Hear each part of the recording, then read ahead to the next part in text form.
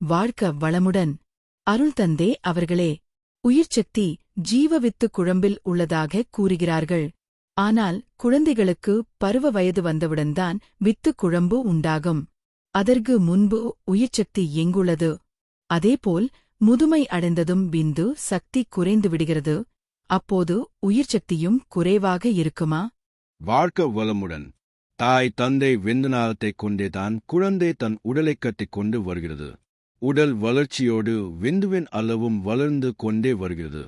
3 வயதிற்குள் மூளையை முழுமையாக கட்டிக்கொள்ளும். சுமார் 12 வயது வரை உடலை கட்டிக்கொள்வதற்கே விந்து செலவாகும். மேதம் இருக்காது. உடல் வளர்ச்சிக்கு செலவானது போக எந்த வயதில் விந்து உபரியாக வருகிறதோ அதுதான் பருவம் அடைதல். மேல்மிச்சம் ஏற்படுகிற போது கழிவு ஏற்படுகிறது.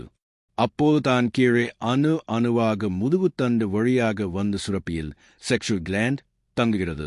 அதுவரை அது மூளையிலேயே தங்கியிருக்கும். விந்து உற்பத்தி மூளையில், மிகுதியானது தங்குமிடம் கருமையம் எனும் உடல் மையத்தில்.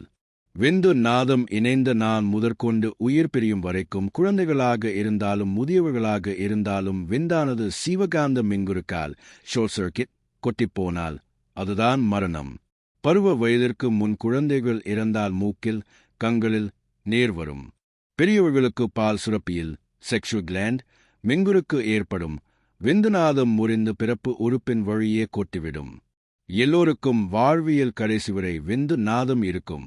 7வது தாதுவான விந்தின் உற்பத்தி இளவயதில் அதிகமாக இருக்கும். வயதானவர்களுக்கு குறைவாக இருக்கும். ஆனால் உயிரை தாங்கும் அளவு இருக்கும். வயது முதிர்ச்சியில் விந்துவின் அளவும் அதற்கு தகுந்தவாறு உயிர் சக்தியின் அளவும் குறையும்.